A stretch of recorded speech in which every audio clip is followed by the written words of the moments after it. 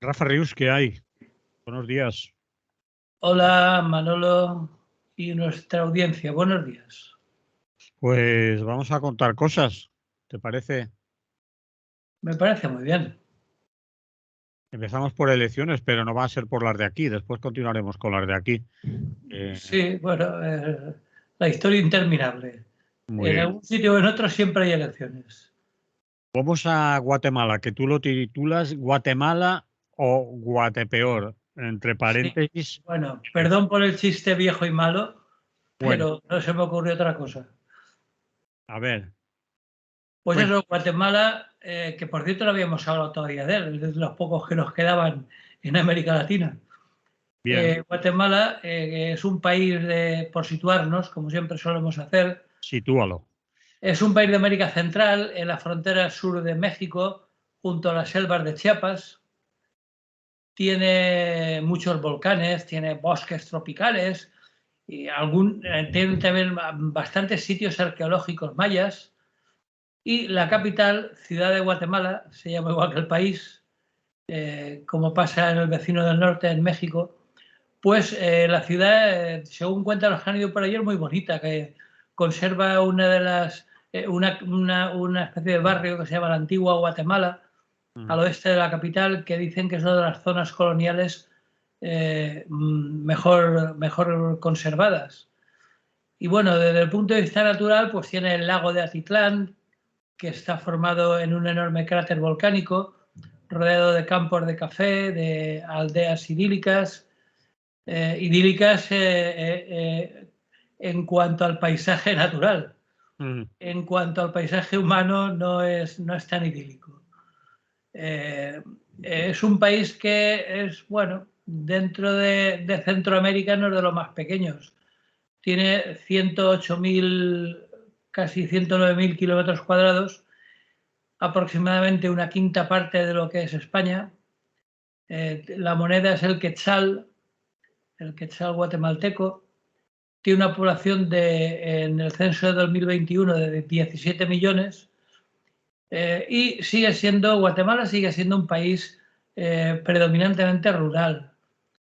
Como en estos parajes, en otros países, pues su población es muy joven y lo peor de todo es que tiene un altísimo porcentaje de pobreza que supera con creces el 50% de la población. De ellos, un 21% de la población, según datos que he leído, se encuentra en situación de pobreza extrema, ya que no alcanza a cubrir el coste mínimo de las calorías mínimas diarias, vamos. O sea, es una situación de hambre endémica. Luego también, como también es corriente por esta zona, en Honduras, en El Salvador, lo hemos comentado en otras ocasiones, el país se caracteriza por el elevado índice de violencia y de extorsión por parte de cárteles, de organizaciones criminales muy poderosas que el gobierno pues, o no ha podido o no ha querido controlar. Eso, digamos, son los principales problemas en este momento de Guatemala. Hay otro también derivado de este y no menos importante, que es la violencia contra las mujeres. Las cifras son acongojantes. En cifras del pasado mes de octubre del año pasado, entre 2 y 5 mujeres son asesinadas al día. Y 22, repito la cifra porque 2 y 5 mujeres son asesinadas y 22 son violadas. Una de cada 5 adolescentes ya es madre o se encuentra embarazada. Y por si esto no fuera suficientemente terrible, el analfabetismo es otro de los graves problemas de Guatemala, ya que hay más de 1,25 millones de personas que no saben leer ni escribir. Bueno, pues así las cosas, tras la primera vuelta electoral, que una vez más, como en tantos países centro y sudamericanos, es a 2 vueltas, la candidata socialdemócrata Sandra Torres y el candidato de izquierda Bernardo Arévalo son los dos que más votos han sacado y se disputará la presidencia de Guatemala en la segunda vuelta. Es este domingo, ¿no? Has dicho. No, todavía queda. No, perdón. Evidentemente, si hay segunda vuelta es porque ningún candidato superó el 50%. Pero no es que no superó el 50%, sino que apenas llegaron al 20% en el caso de la ganadora, ¿no? Es decir, que hay, como veremos, un porcentaje de votación bastante extraño, incluso para la zona. Los dos candidatos son viejos conocidos en la política guatemalteca. Sandra Torres, que sacó el 21% como máxima receptora de votos, es la candidata del partido Unidad Nacional y fue la esposa del fallecido expresidente Álvaro Colom, que gobernó entre 2008 y 2011. Y a continuación se presentó como candidata a la presidencia en 2015 y 2019 sin conseguir ser nominada. Bueno, en su programa lo más llamativo quizá, al menos de lo que ha trascendido, es que ha prometido eliminar el IVA en productos de la cesta básica de la compra. Una cosa muy curiosa, que es lo que ella llama un bono de sueldo, es decir, una especie de gratificación en Semana Santa. Una vez más hay que ver la importancia de la Iglesia Católica en esta región y, eso sí, bajar el coste del recibo de la energía eléctrica. Por su parte, el diputado Bernardo Arévalo, que parece ser que es o él al menos se considera de izquierdas, es diplomático, y sacó el 15,5%, es el segundo, es decir, que ninguno de los dos llegó a acercarse ni de lejos a la mayoría absoluta. Pues este señor Bernardo Arévalo es un diplomático de carrera, hijo también del expresidente Juan José Arévalo, es decir, que tanto una como otro son viejos conocidos. Nació en el exilio cuando sus padres estaban en el exilio y regresó a Guatemala en 2013. Desde entonces tiene una larga carrera política, fue viceministro de Relaciones Exteriores, fue también embajador en España y entre sus promesas electorales se cuenta el que se ha comprometido a crear lo que él llama el Sistema Nacional Anticorrupción, que tampoco lo especifica mucho, por lo menos por lo que yo he leído. También promete combatir la delincuencia con inversiones en instituciones de seguridad pública y construir una nueva cárcel para condenados por delitos graves. Parece que en Centroamérica toda la violencia la solucionan construyendo cárceles, como su vecino del sur, Bukele, en El Salvador. Bueno, pues las elecciones fueron este 25 de junio de este año, claro. Y la segunda vuelta es para agosto, el día 20, creo recordar, ¿no? Sí, exactamente. Dejan transcurrir 2 meses de campaña electoral, se ve que aún han tenido bastante. Ahora se redistribuirán las fuerzas, porque esta fue la 10ª elección general que se realiza en Guatemala desde el retorno a la democracia en 1985, año antes del cual había, como en tantos otros países de la zona, una dictadura. Según lo establecido en la ley electoral de partidos políticos, en las elecciones generales tienen algo de curioso. Por ejemplo, directamente en las elecciones se eligen presidente y vicepresidente. Hay un congreso con 160 diputados que también se eligen en su momento, y también son elecciones municipales para los cuales se elegirán también 340 alcaldes y concejales. Bueno, pues eso, como ningún candidato presidencial obtuvo la mayoría absoluta de los votos en la primera vuelta, pues como tú decías, la segunda será el domingo 20 de agosto. Como dato curioso, la participación fue muy baja, no llegó al 60%. Hubo solamente 4 millones, por una población de 17, solo hubo 4 millones de votos válidos. Y también otro dato curioso es que 1,5 millones hubo entre nulos y blancos. Es decir, que, hombre, me imagino que en eso influiría bastante lo que hemos comentado del analfabetismo, pero vamos, así todo, de 4 millones de papeletas que haya 1,5 millones de nulos y blancos, pues la verdad es que es un porcentaje muy elevado. Es curioso, ¿no? Entonces, bueno, pues han habido un montón de partidos, de los cuales, como digo, solo estos dos han llegado se presentaban por lo menos 1, 2, 3, 4, 5, 6, entre los que han obtenido un mínimo de representación, ¿no? Y los nombres son bastante curiosos. El del segundo clasificado, el Bernardo Arévalo, su partido se llama Semilla. Como digo, en Guatemala la agricultura es muy importante, hasta el punto de ponerle a un partido político el nombre de Semilla.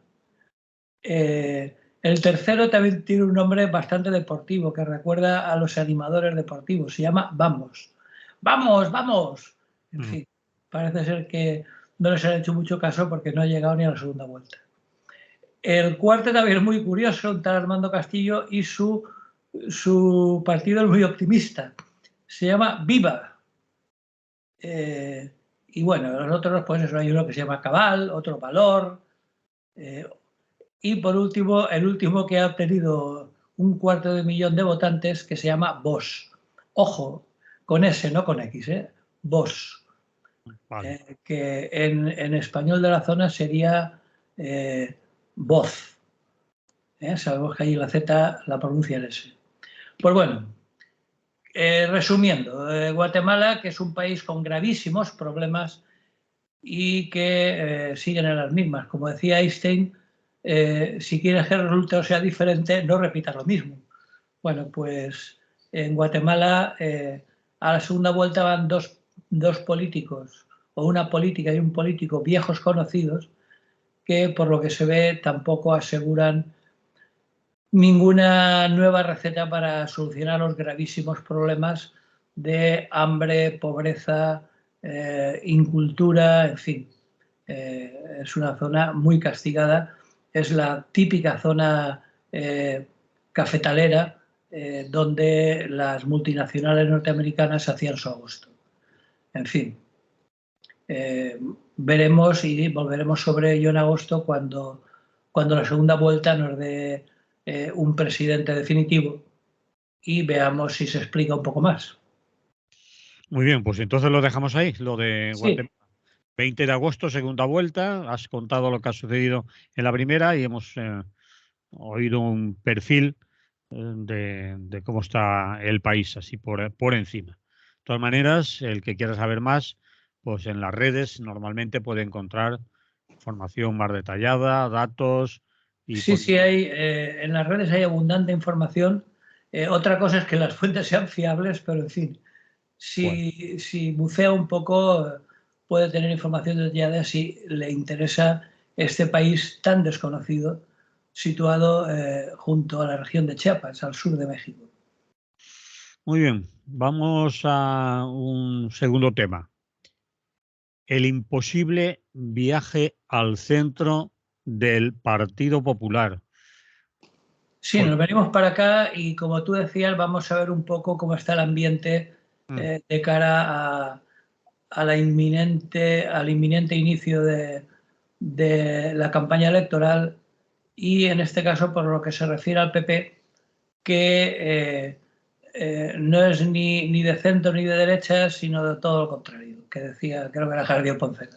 Bueno, lo digo porque muchos analistas ya han visto que el PP, para diferenciarse de Vox, que es una derecha muy extrema, pues intenta arrimarse un poco, una vez desaparecido Ciudadanos, que es los que ocupaban el centro, según ellos, el centro político en España, pues el PP y concretamente el señor Feijóo y sus asesores intentan viajar hacia el centro como forma, por un lado, de diferenciarse de Vox y por otro lado de arañar algunos votos de algunos socialistas de estos del tipo del expresidente de Extremadura y el actual presidente de Castilla-La Mancha.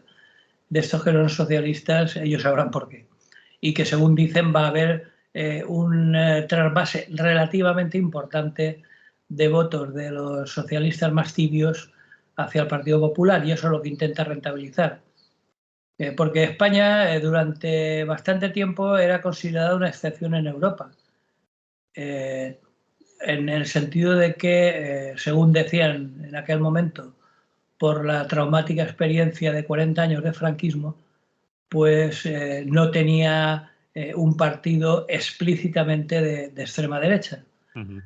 Bueno, pues ahora, desde 2013, tenemos a Vox, y la aparición de Vox parece ser que va a repercutir bastante en estas elecciones generales anticipadas del 23 de julio, según dicen las encuestas, que vaya usted a saber.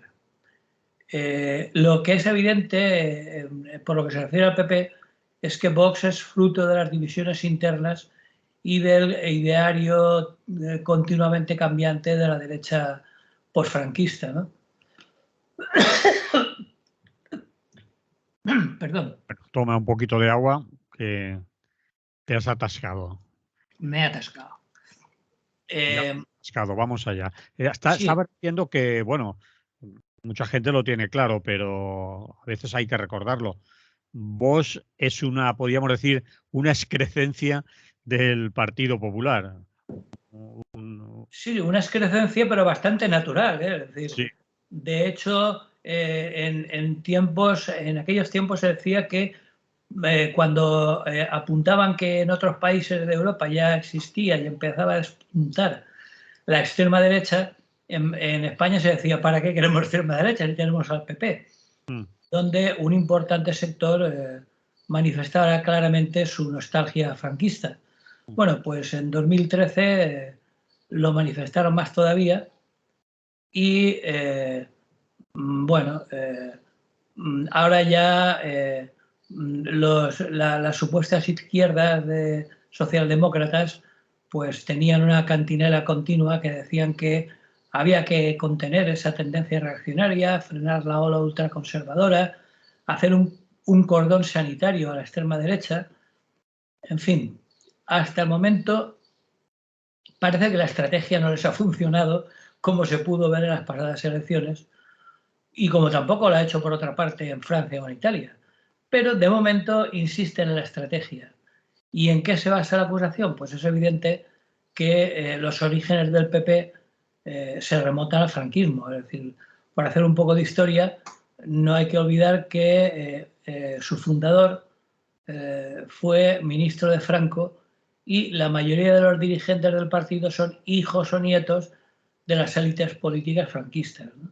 Hay que recordar que se llamaba don Manuel Fraga Iribarne, ¿no? Sí, señor. Y que Galleguinho de Pro.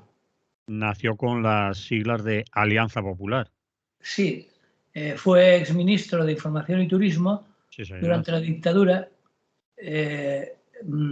murió en el año 2012 y fundó, como tú decías, Alianza Popular en el año 76. Es decir, nada más morir Franco y visto que se avecinaba eso que ellos llamaban transición, que en realidad fue un cambalache, una transacción, pues bueno, en 1976 fundó Alianza Popular, que 10 años más tarde, y vistos sus continuos fracasos, en un momento en que a partir del 82 las élites dirigentes del Estado español vieron que les interesaba más, para contentar a la gente, unos años de socialismo, y contando con la entusiasta colaboración de nuestro añorado Felipe González, pues fue de fracaso tras fracaso hasta el fracaso final, que fue en el año 86, en el que se funda el PP, se refunda Alianza Popular y le cambian la A por otra P. El objetivo era aglutinar con... Sí, dime.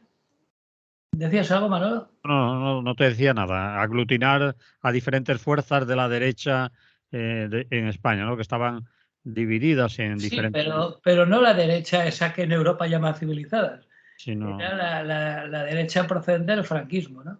Mm. Porque aglutinaba con fines electorales hasta 7 organizaciones políticas lideradas curiosamente, o no tan curiosamente, por 7 exministros franquistas que me acuerdo que les llamaban los 7 magníficos.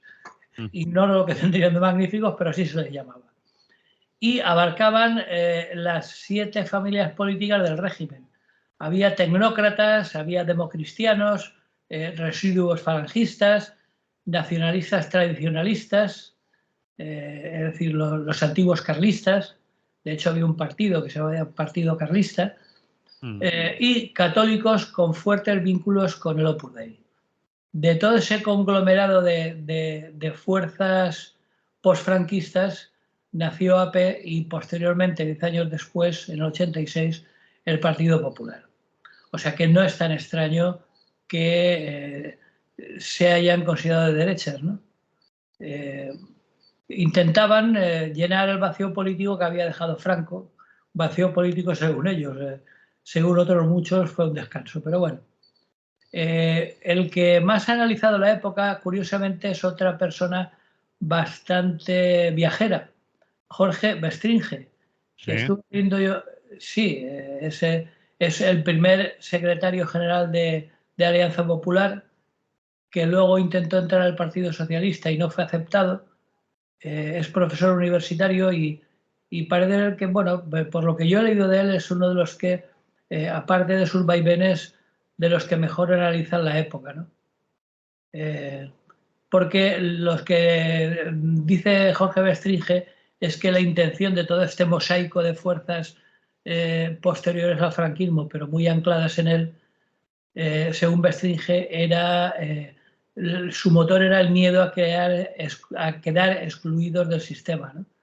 Es decir, recordemos que entonces todo lo que olía a franquismo, así como ahora intentan contemporizar, entonces era, vamos, va de retro Satanás, que decían aquellos, ¿no? Mm. Es decir, no, la gente no quería saber nada mayoritariamente del franquismo, ¿no? Entonces, bueno, pues con harto dolor de su corazón, los miembros de Alianza Popular y posteriormente del PP aceptaron participar en el proceso electoral sin haberlo tenido nunca claro, ¿no? Sobre todo a partir de la Constitución del 78. Pero curiosamente, la mitad de los diputados de Alianza Popular se negó a votar a favor de la Constitución, sobre todo debido al rollo de las autonomías, porque ahí enseñaban también, empezaban a enseñar un poco la patita Mm. de España una grande y libre, ¿no? O sea, se notaba perfectamente de qué pie cojeaban. Es importante recordar eso, es decir, que se votaron en contra de la Constitución, ¿no? Claro, porque ahora son todos los más constitucionalistas del mundo Sí, mundial, ¿no? sí, sí, sí. Pero más de la mitad de sus primitivos diputados votaron en contra de la Constitución. Lo que ocurre es que, bueno, los padres de la Constitución significaban un abanico bastante amplio de fuerzas políticas, incluía, por supuesto, a algunas figuras del PP como, o del AP en aquel momento, como Fraga Iribarne, hasta el Partido Comunista, entonces recordemos que estaba Carrillo todavía. Y bueno, aquello produjo entre unas cosas y otras divisiones entre las distintas corrientes del PP o del AP en aquel momento y los fracasos en las elecciones generales del 82 y del 86, que, como recordamos, ganó con bastante rotundidad el Partido Socialista. Así que todo ello desembocó en crisis internas a la organización y para superarlas nuestro buen amigo Fraga Iribarne hizo aprobar unos nuevos estatutos que fundamentalmente se limitaban a reducir la democracia interna y reforzar la jerarquía dentro del partido. Así que, bueno, Alianza Popular se convirtió en el PP y José María Aznar, que recordemos que era un joven y ambicioso presidente de Castilla y León, que entonces ya era comunidad autónoma, pues sucedió a Fraga Iribarne en la presidencia del partido en el 89. El proyecto del PP ya se basaba en aquel momento en reforzar el sentimiento nacional, lo llevó a rechazar cualquier forma de autonomía en aquel momento, evocaba clarísimamente el nacionalismo radical del franquismo, ¿no? y del posfranquismo. Sentimiento nacional, Rafa, de la nación España, no un Sí, sí, claro, claro. nacionalista de como puede ser el catalán, el vasco, el gallego, incluso el valenciano. Recordemos cuando hablamos del DAP o del PP de la época, cuando hablamos de nación no hay más que una y es España. Vale. O sea, que aquí no hay duda posible. Mientras sigamos hablando del PP, la nación, la única posible es España. Vale. Bueno, pues como recordamos, José María Aznar, después de varios fracasos y anclado totalmente en la unidad de España, es decir, en unas declaraciones recordaba en aquella época que la grandeza de España también pasa por su unidad. Bueno, algunos miembros de primera hora del Partido Popular, como Manuel Millán, que era catalán, nos recordaba con bastante lucidez que en una entrevista que cuando se creó el PP, él estaba por la necesidad de lo que él llamaba una regionalización del partido, que tuviera una personalidad y una naturaleza propia según las regiones. Recordemos que en Cataluña hablar de regionalización es casi un insulto, pero bueno. Y lo que quería recordaba muy vagamente a lo que sería una confederación. Pero Aznar nunca quiso saber ese tipo de rollos. Llegó con su visión castellana, mucha castellana y mucha España, que diría Rajoy, y quiso imponerla. Porque para él España, como digo, era absolutamente una. Y jamás ha entendido su diversidad. Entonces, bueno, creó FAES, la Fundación para el Análisis y Estudios Sociales, que es el think tank que se llama, el laboratorio de ideas neoconservador, y que todavía preside en estos momentos. Y que, bueno, él justificaba esa manía de unidad absoluta en nombre de lo que él llamaba la superioridad moral de la nación española, que frente al tribalismo provincial de los nacionalismos periféricos. Palabras suyas. Yo creo que palabras como esas eluden cualquier comentario. Yo creo que lo tenía más que claro. Pero todo se acaba y en 2005 el gobierno socialista de José Luis Rodríguez Zapatero inició el proceso de reforma del Estatuto de Autonomía de Cataluña, que por aquel entonces, aparte de sus dimes y diretes, que hubo muchos, ya se perfilaba como un conflicto latente que estaba muy lejos de solucionarse. Y aparte de que se aprobó en las Cortes en mayo del 2006 y posteriormente fue refrendado en Cataluña, el PP y los principales medios de comunicación, que en aquel entonces ya estaban en manos de la derecha, empezaron con aquello que nos suena tanto de la persecución lingüística del castellano en Cataluña y en el País Vasco. E incluso, si nos recordamos, caímos en abismos de ridículo difícilmente justificables, como cuando se acercaba Navidad llamaron a boicotear los productos catalanes y vascos, sobre todo catalanes. Sí. ¿Te acuerdas? Cuando decían que no había que comprar cava catalán. Sí, me acuerdo de lo de el cava, el champán, sí. Sí, cosa que aprovecharon las bodegas valencianas para sacar sus productos, pero bueno. Bien. En algunas zonas, como el País Valencià, la derecha regionalista aplaudió desde el anticatalanismo ese tipo de medidas, en fin. Sí. Por supuesto, ya entonces empezaban los bulos y lo que posteriormente se conocería como fake news. Por ejemplo, había ya artículos que decían que en el nuevo Estatuto de Autonomía de Cataluña se autorizaba la poligamia, la eutanasia, sí. y por supuesto que se rompía la unidad de España. De hecho, había términos que nacieron en aquella época muy curiosos.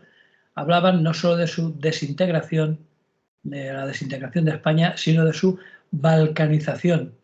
Recordemos que en los 90 la Yugoslavia de Tito implosionó y se montó la de Dios, como recordamos. Sí. Bueno, pues a partir de rápidamente acudieron a los tribunales y una buena parte del Estatuto de Autonomía catalán fue suspendido por el Tribunal Constitucional, que ya estaba en sus manos en aquella época, a raíz de un recurso presentado por el PP. Y bueno, ahí en ese lejano 2010 habría que situar la chispa que encendió la mecha del independentismo catalán, ¿no? Recordemos que al término de un referéndum declarado previamente ilegal por el Tribunal Constitucional, en una jornada marcada por una violenta represión policial, una considerable parte de la población de Cataluña votó a favor de la independencia, lo cual, como sabemos, duró muy poco, apenas 10 minutos. Bien, pues, segundos. O segundos, vamos, no tuvo ni ocasión de proclamarse con todas las de la ley. Sí. Bien, entonces, bueno, por aquel entonces ya estaba Rajoy en el gobierno, rechazó toda mediación y acabó aplicando por primera vez en la historia del Estado el artículo 155 de la Constitución, que permite tutelar a toda una comunidad autónoma. Y habría que recordar que esa decisión de Rajoy contó con el apoyo del Partido Socialista. No habría que olvidarlo, porque ahora que están de negociación parece que sean los buenos de la película. Bueno, pues ellos también votaron a favor de esa especie de estado de excepción que fue declarado aplicando el artículo 155. Dicen los del PSOE que eso fue un apoyo al gobierno por el sentido de Estado que tiene el Partido Socialista, partido de gobierno, que no lo hicieron, bueno, aplaudiendo con las orejas, pero prácticamente sirvió para lo mismo, ¿no? Eso del sentido del Estado, responsabilidad de Estado, apoyaron lo que Rajoy propuso, ¿no? Bien. Sí, pero ya en aquel momento, por eso recuerdo el titular del imposible viaje hacia el centro del PP, en aquel momento ya, aunque Rajoy había llegado a ganar por mayoría absoluta, pero las disensiones que hasta entonces se habían mantenido dentro del partido empezaron a manifestarse ya fuera de la organización, incluso en medios afines a la derecha, ¿no? Con el ala neoconservadora y aznarista criticando abiertamente a Rajoy por mostrarse demasiado moderado. Recordemos dos cosas. Primero, que Rajoy lo había nombrado a dedo, es decir, ahí ni primarias ni leches. O sea, Aznar nombró a Rajoy y punto. Y ya en aquel momento había medios como Jiménez de los Santos y compañía, la COPE y tal, que ya empezaron a llamar a ese sector del PP la derechita cobarde. Sí. ¿Te acuerdas? Sí. Y porque decían que no eran suficientemente radicales en cuestiones como el aborto, la defensa de los valores religiosos, el matrimonio entre hombre y mujer, etc. Entonces, lo que ellos defendían, o lo que podríamos llamar su política, se caracterizaba por lo que consideraban la desideologización del partido. Es decir, derivaba el PP hacia una pura gestión, una ortodoxia jurídica y unos congresos tranquilos, ¿no? Sin demasiado sobresalto. Sin embargo, curiosamente, lo que resultó fatal para Rajoy fue precisamente la cuestión catalana, que llevó a Ciudadanos, que surgió en aquellos años, que decían que eran de centro derecha, y a Vox, que eran de extrema derecha, como sabemos, a capitalizar el descontento hacia el PP y su gestión de la crisis.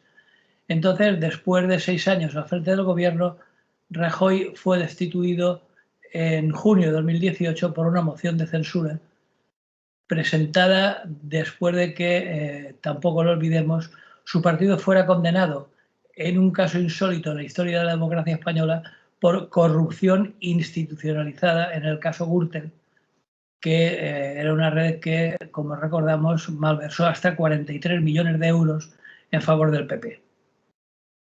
Bueno, pues tras la moción de censura, Mariano Rajoy se retiró y la pesadilla del PP, tras el ascenso de Pedro Sánchez, empezó a hacerse realidad. La derecha del PP empezaba a fragmentarse. Por un lado teníamos a Ciudadanos, que, como sabemos, fue fundado en Cataluña y que había experimentado un fuerte crecimiento a partir de 2015. Hoy, bueno, como sabemos, prácticamente desaparecido del panorama político español. Mientras el PP se veía en su fuero interno empañado por una sucesión de escándalos de corrupción. Y por el otro lado, entre la ascensión de Ciudadanos y los conflictos internos del PP, el extremo de la derecha se le escapaba en un ascenso bastante importante el partido de extrema derecha Vox, fundado en 2013 y que adquirió visibilidad en el momento de la crisis catalana, que fue muy aprovechada por aquello de la unidad de España. Recordemos que no tengo datos estadísticos, pero prácticamente el 80%, y me quedo corto, de los miembros fundadores de Vox pertenecían al Partido Popular, o sea que está claro de dónde habían salido. Y bueno, pues se dedicó a encabezar manifestaciones en defensa de la nación española, promovió la llamada Revolución de los Balcones, donde decían que colgaran banderas españolas, muchas de ellas preconstitucionales, en fin.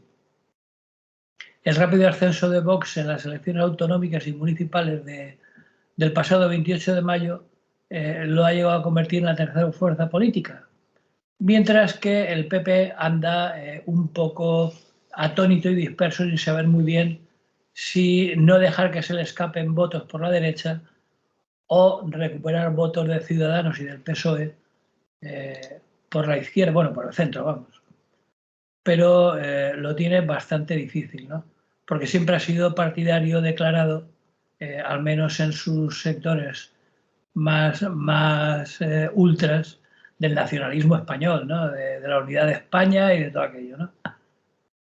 Pero siempre han acusado a Rajoy de no haber sabido frenar antes a los catalanes, en fin. Recordemos que a Rajoy, el señor Jiménez de los Santos, pasándose muchos pueblos y sin que nadie denunciara por insultos y odio, lo llegó a llamar maricón plejines.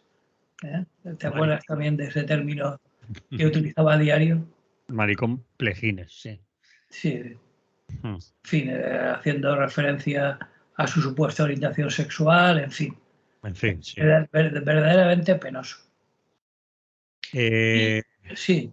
No, estaba pensando yo cuando decías eso, aunque vamos un poco apurados de tiempo por lo que nos queda, que da la sensación de que el PP juega a todas las barajas en ese sentido. Por un lado pilla a la gente de Ciudadanos que se quedan huérfanos de partido, pero por otro Ayuso, por ejemplo, en Madrid intenta cogerle terreno a Vox y acepta mucha de su lenguaje, incluso de sus propuestas, y lo logra. En las últimas elecciones obtiene mayoría absoluta Ayuso, pillando de las dos partes, de Ciudadanos, pero también de Vox, ¿no? Hombre, yo diría que, no sé qué opinarás tú, pero sobre todo de Vox. Sí, dime, perdona.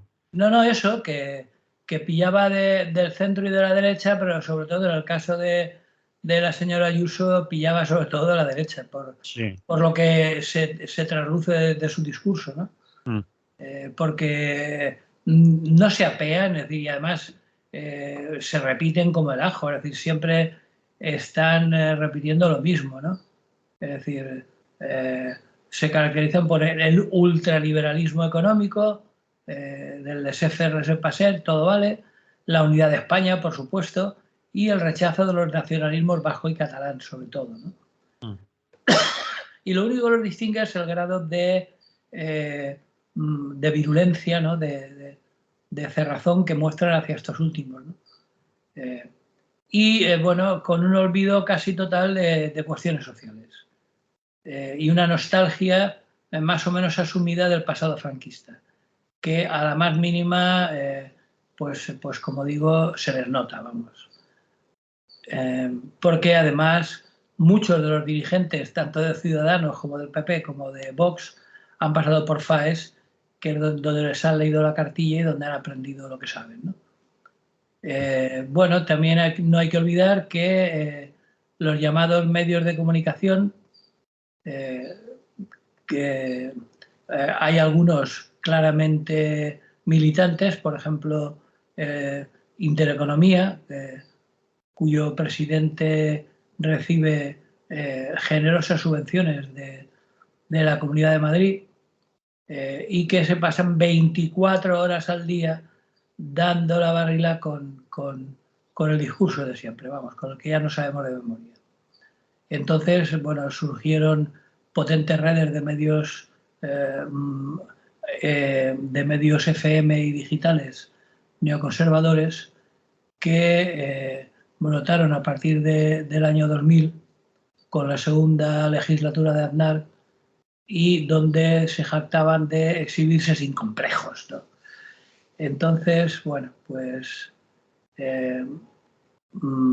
presumen de que por FAES ha pasado Albert Rivera, que es el fundador de Ciudadanos, han pasado los principales dirigentes de Vox y ahí está, digamos, el caldo de cultivo de toda la derecha española, ¿no?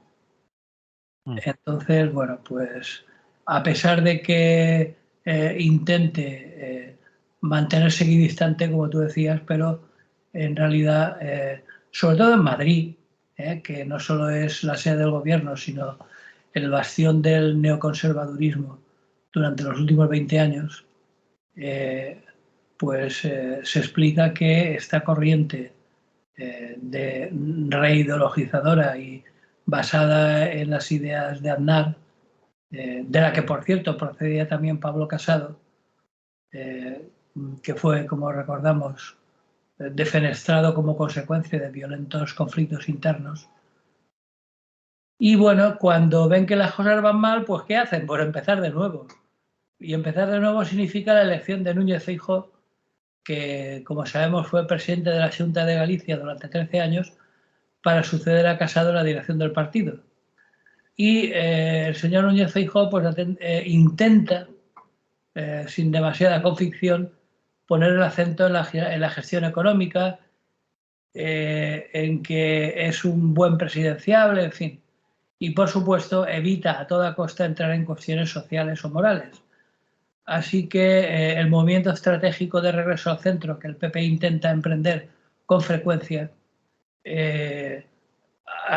se ha pasado desde su fundación como Alianza Popular intentando desprenderse de la imagen de partido franquista sin acabar de conseguirlo, porque eso es incompatible con su herencia y yo incluso diría con su esencia, porque a la más mínima, como digo, en cuanto los dejan, enseñan la patita. Y dentro de ese continuo vaivén hacia el centro y hacia la derecha más extrema, pues ahí está su razón de ser, es decir, no es algo casual ni coyuntural. Y en sus luchas internas, tanto como su lucha por el liderazgo, jalonan y lastran su trayectoria porque ya se aceptan apuestas sobre cuánto tardará Díaz Ayuso en defenestrar a Núñez Feijóo. Por ahí andan... En cuanto patine un poco más, Feijóo o gana estas elecciones o le ciegan la hierba bajo los pies. Y la Ayuso sería una de las segadoras. Hombre, más entusiastas, por supuesto. Yo creo que sí. Claro, pero lo que ocurre es que a Díaz Ayuso le ha venido demasiado cerca el adelanto de elecciones, pero, sí, la ha pillado. Pero yo no descartaría que para las siguientes estuviera en primera línea. En fin. Y bueno, y por último, habría que hablar de los que detentan el poder real, es decir, el IBEX 35, las energéticas, la banca y compañía, cuyos intereses el PP, por supuesto, representa y que lo apoyarán mientras les convenga, y en el momento en que deje de ser así, pues recurrirán al PSOE como ya hicieran en el 1982. Es decir, que no se confíe mucho en sus vaivenes el Partido Popular, porque en cuanto los que mandan de verdad decidan que les conviene más otra cosa, pues lo tirarán por la ventana de la historia. Muy bien. Pues si quieres lo dejamos ahí. Ha estado bien este repaso histórico desde su fundación hasta ahora. Nos quedan como mucho unos 8 minutos, Rafa, para unos temas más breves, pero que son dos, según tu guión. Sí, intentaré ser breve, pero es que me parecen interesantes. Bueno, pues el primero hablas del modelo Meloni. A ver. Sí, el modelo Meloni que, bueno, que empezó en el año pasado, en el 2022, con la entrada por primera vez de un partido de extrema derecha en un país occidental y tan importante como Italia, pues según todos los indicios parece que ya son agua pasada. Ursula von der Leyen, que la presidenta de la Comisión Europea, amenazaba por entonces a los italianos con represalias si llevaban al gobierno a Giorgia Meloni. Y ahora las dos, la Ursula von der Leyen y Giorgia Meloni, una de derechas y la otra de más derechas todavía, pues se muestran sonrientes ante los fotógrafos, intercambian cortesías y se van de viaje juntas a Túnez. Es decir, la presidenta del Consejo de Ministros italiano, a la que se tildaba de populista y postfascista, se ha convertido en pocos meses en una socia que al parecer es, según palabras de la señora Úrsula, en seria y razonable. Porque lo que sí que descubrió Meloni rápidamente es cómo operar esa metamorfosis. Tan pronto se instaló en el Palacio de Chigi, la Moncloa italiana hizo lo que tocaba. Es decir, elaboró un plan de rigor presupuestario, recortó, por supuesto, el gasto social y cesó en sus críticas a la Unión Europea. Medidas necesarias para poder obtener el maná del plan de recuperación. En el caso de Italia son cerca de 200.000 millones de euros de aquí a 2026. También, por supuesto, se ha olvidado de otros lastres como Putin, que era muy amiguito suyo, ha reafirmado su adhesión a la OTAN, exigido incluso sanciones más drásticas contra Moscú y armas más sofisticadas para Kiev. Es decir, en definitiva, se ha unido al discurso dominante. En este momento no hay nadie que milite más por Europa y por el euro que la señora Meloni. Y defiende con pasión a Ucrania en todos sus discursos, no se le oye criticar a la Unión Europea ni a la OTAN. En fin, que en unos meses se ha apuntado al pragmatismo y se ha desembarazado de su imagen extremista. Lo digo por lo que nos toca, por si hay que apuntar alguna similitud con lo que puede pasar si Vox entra al gobierno. Los dioses no lo quieran. Cuando estabas contando los cambios de la señora Meloni y de sus principios, me ha venido a la cabeza inmediatamente la que va a ser presidenta de Extremadura, la señora Guardiola. Es decir, tengo estos principios, pero si hace falta, tengo otros y los cambio. La señora Guardiola le llevó una semana después de que le dieran la cartilla ya por Madrid. Y dejó de rechazar. Habría que recordar, hay dos libros que recomiendo encarecidamente de Groucho Marx, que es el autor de esa frase y que es un gran filósofo. Hay uno que se llama El amante sarnoso y otro también de memorias, y que son muy recomendables porque grandes verdades como la que tú acabas de decir, pues están allí, ¿no? Bien, de todas formas es evidente que la extrema derecha ya no va de la extrema derecha histórica, fascista, nazi o franquista, ¿no? Ya es otra cosa y es mucho más pragmática. Bueno, es muy pragmática, como tú has dicho, me la has quitado porque no puede hacer otra cosa. En la Europa actual no cabría, pero en temas sociales aún se dejan ver la patita con lo que está intentando hacer con las madres de niños adoptados en Italia que tienen dos mamás, que está exigiéndoles o quiere exigirles o ha intentado que los niños, niñas no puedan tener dos mamás. Sí, Tiene sí, no, en ese tipo de cosas sí, que usar de ese tipo. pero ahí no se la juega. Ella seguirá haciendo su política, igual que seguirá Vox en los ayuntamientos y gobiernos en los que participe. Sí, Pero en cuestiones ya de política internacional y cuestiones ya más generales y económicas. y económicas sobre todo, Mm. ahí es donde se va a dejar claro su pragmatismo, ¿no? Bien. En fin, así están las cosas y simplemente como aviso a navegantes por lo que pueda pasar. Muy bien, pues vamos con los últimos minutos. 4. La Sí, España que pudo ser 150 aniversario del Cantón de Cartagena. Ni más ni menos, Cartagena. Vamos allá. sí. Bueno, en realidad es 150 aniversario del Cantón de Cartagena y de la Primera República, Ajá, en el seno de la cual se produjo el movimiento cantonalista. sí. En este caso de Cartagena porque fue en julio cuando se proclamó. Bien, lo decía porque es muy interesante porque se habla mucho de la Segunda República pero muy poco de la Primera. ¿Eh?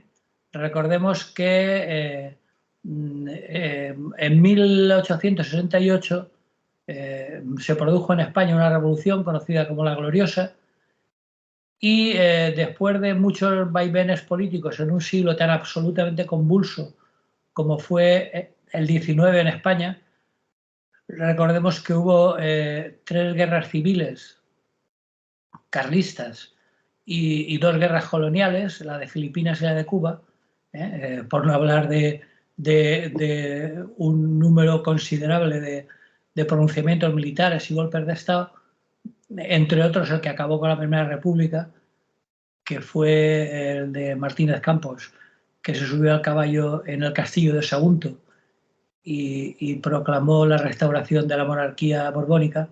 Mm. Bueno, pues esa Primera República, que duró menos de 2 años, de febrero de los 73 a diciembre de 1874, pues no solamente se habla poco, sí, sino que cuando se habla no dejó de ser demonizada por los historiadores, por la historiografía dominante, ¿no?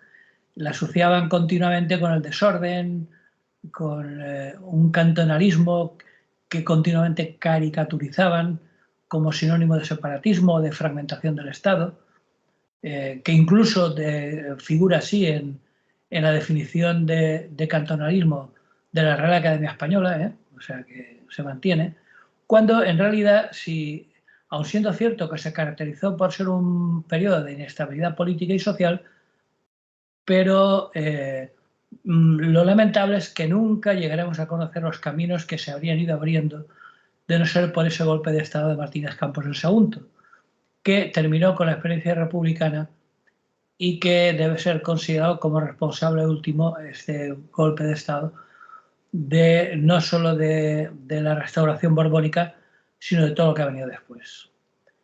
Entonces, tras la inédita y extraña abdicación de Amadeo de Saboya, si recordemos, se tuvieron que ir al norte de Italia a buscar un rey porque después de Isabel II los Borbones estaban totalmente desacreditados. Entonces, después de la abdicación de Amadeo de Saboya, que se fue harto de España, pues el advenimiento de la Primera República no se produjo en el mejor momento. Recordemos que estamos a 2 años de la derrota de la Comuna de París en el 1871. Y, como digo, aquí había 2 guerras, una con el carlismo y otra en Cuba, ¿no? La situación económica era muy crítica, había una inflación terrible, pero también era evidente, como decía, el hartazgo de la población con los Borbones y el republicanismo se había ido extendiendo entre las capas populares, ¿no? En las primeras elecciones celebradas obtuvo los partidos republicanos la victoria en las principales ciudades, con la salvedad de Madrid, como está ahora mismo. Y eso sí, el republicanismo se trataba de un movimiento muy plural y su principal característica era que apostaba fuertemente por un federalismo con un fuerte contenido social. De hecho,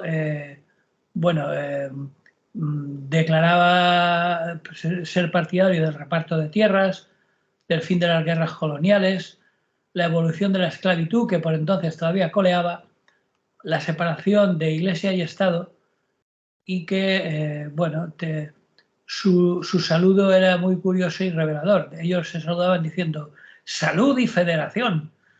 Pues bien, durante los 2 años escasos, durante la corta vida de la Primera República, Francisco Pi y Margall, que según escribieron Marx y Engels, era el único socialista español y el único que vio la necesidad de apoyar a la República entre los trabajadores, pues es la figura que más claramente representó las esperanzas populares. Y en el seno de este federalismo muy revolucionario es donde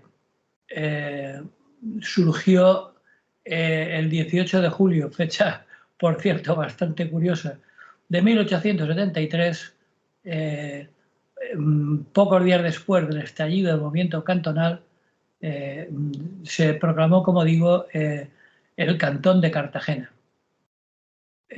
Bueno, pues el proceso se había abortado, pero conoció diferentes proyectos, algunos de ellos pioneros en el reconocimiento de una larga lista de derechos fundamentales. Eso sí, siguieron excluidas del voto las mujeres, porque a pesar del papel que muchas de ellas jugaron en el proceso, pero eso sí, votar era cosa de hombres. Y incidieron mucho en la soberanía popular, en el autogobierno. Cada uno de ellos consideraban que tenía perfecto derecho a dotarse de una constitución política propia. Y hubo en toda España una revolución popular federalista que llegó a hacerse realidad en muchas provincias y regiones, sobre todo en la parte este y sur, en Murcia y en Andalucía, fueron las zonas más, sobre todo en Cartagena, que fue el cantón que llegó a tener mayor capacidad de autoorganización y de resistencia frente al ejército español, contando con la ayuda de la intervención militar británica y alemana, hasta que finalmente el 12 de enero del 74 acabó rindiéndose. Pues eso, un recuerdo al movimiento cantonalista, especialmente al heroico comportamiento de los compañeros cantonalistas cartageneros. Muy bien, pues va ese recuerdo y así con él vamos a terminar, si te parece. Me parece perfecto. Muy bien, pues lo dejamos aquí hasta la semana que viene, ¿de acuerdo? De acuerdo, nos escuchamos. Que vaya bien, que haya salud.